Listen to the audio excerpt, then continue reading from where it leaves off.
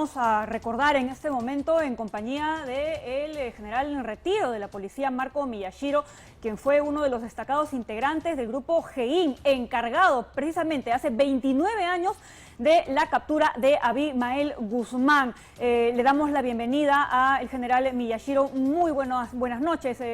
General, usted ya ha estado dando algunas declaraciones más temprano en diferentes medios de comunicación. Queremos conocer en principio sus impresiones, ¿no? Y sobre todo, ¿qué es lo que tendría que pasar a continuación, ¿no? Ya ha escuchado usted también las declaraciones del abogado de Abimael Guzmán respecto a qué es lo que tendría que pasar. Y hay una preocupación, por supuesto que sí, porque aparentemente no hay un protocolo y el principal temor, la principal preocupación de todos los que condenamos los actos terroristas es que cualquier lugar que se elija para el que vaya a ser su sepelio, pues vaya a convertirse más adelante en algún tipo de lugar de peregrinación. General. Buenas noches, gracias por la invitación a 24 horas. Con relación a la pregunta que se ha formulado, considero que el cadáver debe ser incinerado y comparto también la opinión de muchos de los entrevistados en el sentido de que sus cenizas deben ser esparcidas en el mar porque no se debe de fomentar el culto porque lo pueden ya estando preso, lo han elevado a una categoría casi de un santo, de un mártir, claro, visionario, ¿no? Uh-huh. Y eso sí es sumamente grave porque se está cometiendo delito de apología. Claro, pero la pregunta ahí, discúlpeme que le interrumpa, general, es, ¿su esposa sería la persona encargada de decidir qué pasa finalmente con el cuerpo, la señora Elena Iparraguirre, que también purga condena por terrorismo? Hay situaciones en donde, si bien es cierto, existen derechos individuales, cuando de por medio está en peligro la seguridad nacional, debe primar la seguridad del Estado, la seguridad nacional, para salvaguardar la convivencia pacífica de la gran mayoría de la población. De hecho, hay antecedentes, general. Se debe tomar decisiones, ¿no? Así es, y de hecho hay antecedentes, general, no todos recordamos cómo es que se evitó, ¿no?, que se continuara con este mausoleo en Comas que finalmente fue derribado. Efectivamente, y le pongo otro ejemplo. El mausoleo, el llamado mausoleo de Comas, es un buen ejemplo para ver cómo hay que tomar medidas extremas, pero para salvaguardar la convivencia pacífica. General. Y en el caso, por ejemplo, del terreno que ocupaba la antigua residencia de la embajada japonesa. Claro. Ahora es un terreno totalmente derribado, no hay nada que recuerde aquellos años, aquellos meses de la crisis de los... Y así por el estilo, cuando se ha detenido a elementos terroristas, ¿no?, se tuvo que cambiar la legislación en beneficio del Perú. Claro. Caso contrario, hubiera sido sumamente difícil combatir en la década del 90 a este enemigo terrorista. A veces toca tomar medidas bastante radicales, ¿no?, para poder controlar un mal tan terrible como el terrorismo. Mi pregunta es, con la muerte de Abimael Guzmán, ¿muere también el pensamiento Gonzalo? De ninguna manera.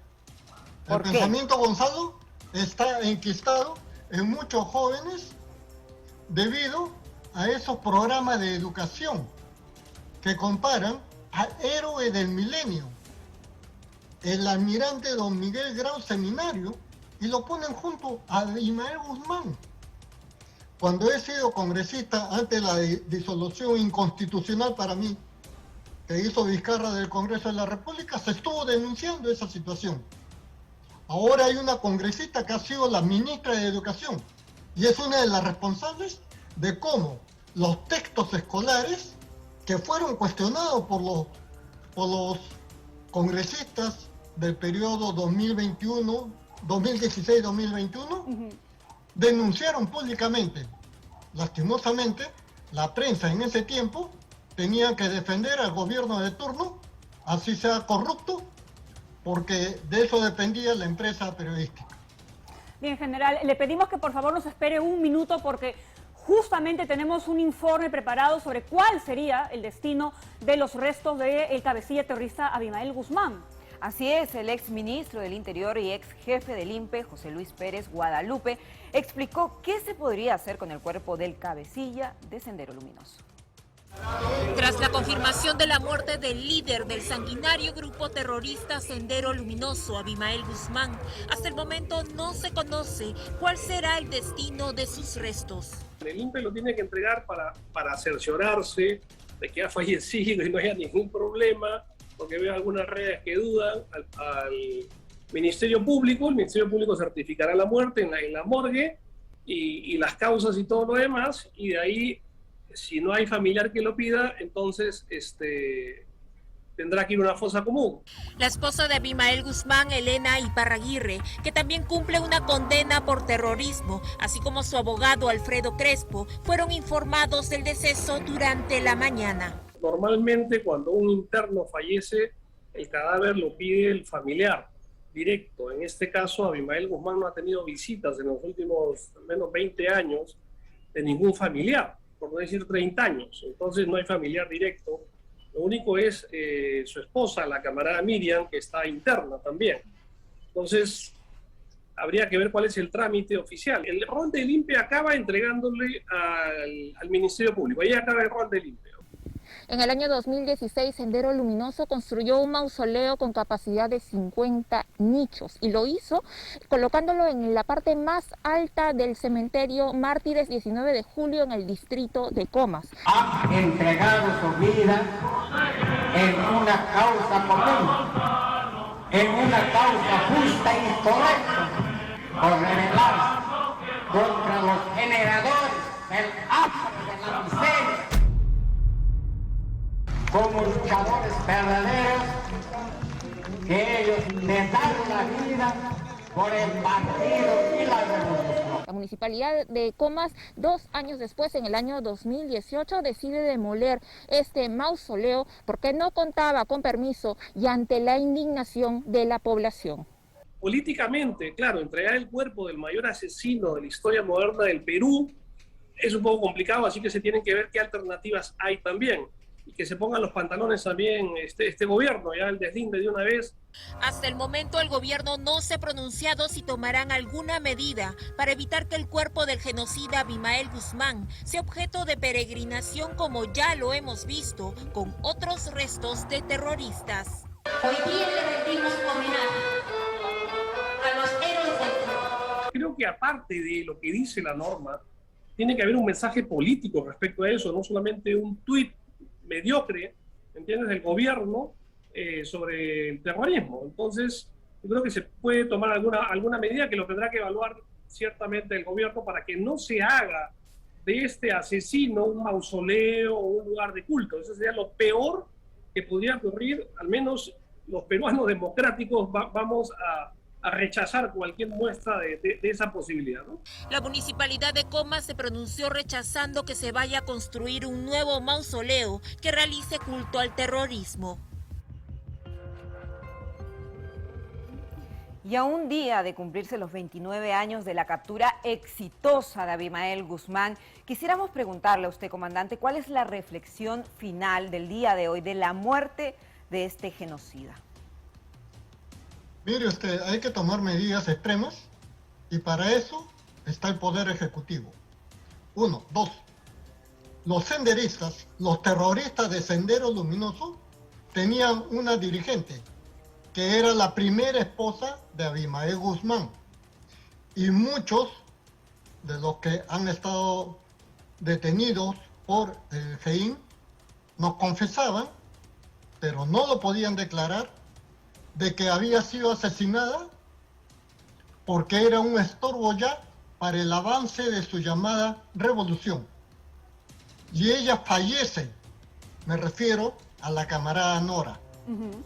Y su cadáver fue enterrado en un distrito que cuando nosotros fuimos estaba el jardín interior cavado con el tamaño y la forma de un ataúd. Lastimosamente no encontramos ni el ataúd ni el cadáver. Pero todo indicaba que en ese domicilio había estado el ataúd con el cadáver de la camarada Nora y fue trasladado a otro lugar que hasta ahora no se conoce. Por eso, que ya este señor, que nunca respetó la dignidad humana para cometer sus asesinatos, y más que sus asesinatos, las masacres. ¿Cuál es la diferencia? Que el asesinato se refiere a una o dos personas quizás, pero cuando se refiere a masacre, es la demostración de la violencia y la cantidad de muertos que se ocasiona a la vez. Y Sendero Luminoso cometió muchas masacres, además de asesinatos. Le agradecemos muchísimo, general, por haber estado el día de hoy con nosotros. Valioso el testimonio que usted puede dar y por supuesto también la opinión respecto a la situación en la que nos encontramos en este momento. Y ya quedará más adelante el análisis mucho más profundo de lo que esto significa para estas organizaciones que son la fachada, ¿no?, de Sendero Luminoso, las llamadas los brazos políticos de Sendero Luminoso, que lo que hacían hasta hoy, ¿no?, era pedir amnistía para sus cabecillas, ¿no?, pedir algún tipo de flexibilidad, ¿no?, para su liberación. Si finalmente ya sin Abimael Guzmán de por medio, ¿cómo quedan pues estas agrupaciones que son los brazos políticos de Sendero Luminoso? Permítame, pero sí, debemos recordar que el Movadef, cuando pretendió inscribirse, fue rechazado porque defendían en sus estatutos el pensamiento Gonzalo. Entonces le cambian el nombre a esa organización de fachada y le ponen el Fundet. Y también fue rechazado. Así es.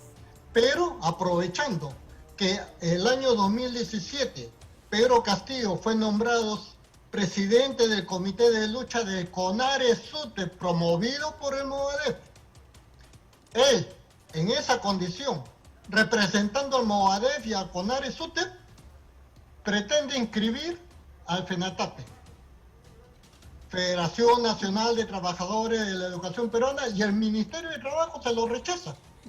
Bien, pero asumido el gobierno, quien ahora se encuentra como ministro de Trabajo, reconoce al FENATAPE. Y al día siguiente compran los padrones para formar un partido político. Es decir, Sendero Luminoso ya tiene seguidores para continuar defendiendo el pensamiento Gonzalo de este genocida que ya falleció.